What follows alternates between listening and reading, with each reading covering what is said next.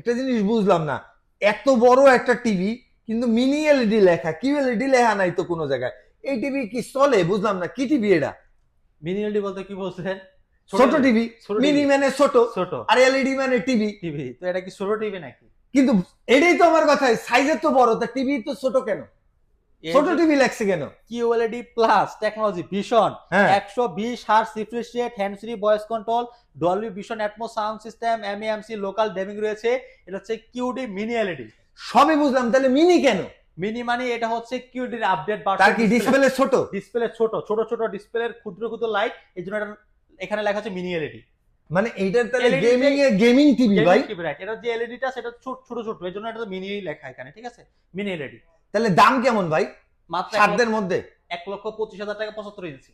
1,25,000 টাকা 75 ইঞ্চি। 75, যেটা এটাতে 20,000 টাকা ডিসকাউন্ট দেওয়া হয়েছে। আর যদি 65 নেই?